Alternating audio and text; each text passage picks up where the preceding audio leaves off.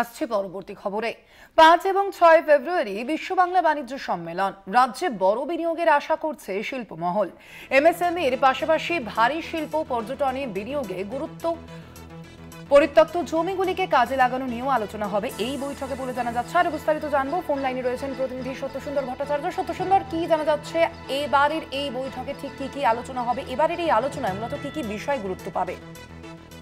দেখো, আগামী ৫ এবং ৬ ফেব্রুয়ারি বিশ্ব বাংলা বাণিজ্য সম্মেলন শুরু হতে চলেছে। এটা অষ্টমবারের বিশ্ব বাংলা বাণিজ্য সম্মেলন বিশ্ব বাংলা কনভেনশন সেন্টারে নিউ টাউনে, এবং সেখানে যেটা জানা যাচ্ছে এখনো পর্যন্ত সিকে এবং সিআইআই সূত্র মারফত যে ৩০ জন শীর্ষ শিল্পপতি এই বাণিজ্য যে অনুষ্ঠান তাতে তারা উপস্থিত থাকবেন, এবং সেখানে জাতীয় তাদের যে কার্যনির্বাহী পরিষদের যে বৈঠক সিকি এবং সিআইআই এই দুটি বণিক সভা, সেটি কিন্তু এই উদ্বোধনী অনুষ্ঠানে সেখানে হবে।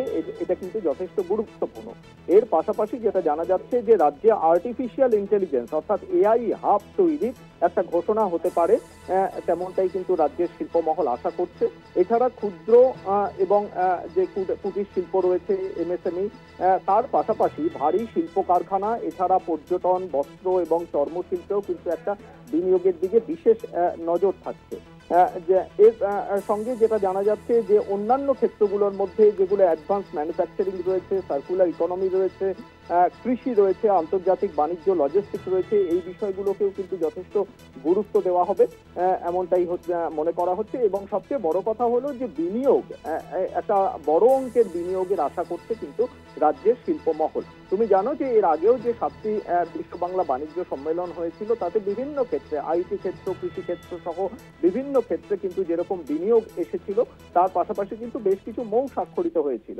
সেক্ষেত্রে এবারের অষ্টম যে বিজিবিএস রয়েছে, সেই বিজিবিএস যেটা অনুষ্ঠিত হবে, সেই বিজিবিএস এ কিন্তু আরো বড় অঙ্কের একটা বিনিয়োগের আশা করা হচ্ছে। এবং সেই সঙ্গে যেটা মনে করা হচ্ছে যে এর আগেও রাজ্যের মুখ্যমন্ত্রী মমতা বন্দ্যোপাধ্যায় তিনি প্রস্তুতি বৈঠক করেছিলেন, বিভিন্ন দপ্তরের সচিবদের নিয়ে এই বিজিবিএস এর প্রস্তুতি বৈঠক হয়েছে, এবং সেখানে যেটা একটা পরিকল্পনা হয়েছে যে রাজ্যের যে সমস্ত পরিত্যক্ত জমিগুলো রয়েছে সেই জমিগুলোকে কিভাবে শিল্পের কাজে লাগানো যায়, শিল্প স্থাপনের কাজে, সেই লক্ষ্যে কিন্তু একটা সুনির্দিষ্ট পরিকল্পনা নেওয়া হয়েছে। ফলে সব মিলিয়ে প্রস্তুতি একেবারে চূড়ান্ত, এবং সেখানে জমি কোনো সমস্যা হবে না বা পরিকাঠামোগত কোনো সমস্যা হবে না, এমনটাই কিন্তু শিল্প মহলের কাছে আবারও বার্তা দেওয়া হবে রাজ্য সরকারের তরফ থেকে।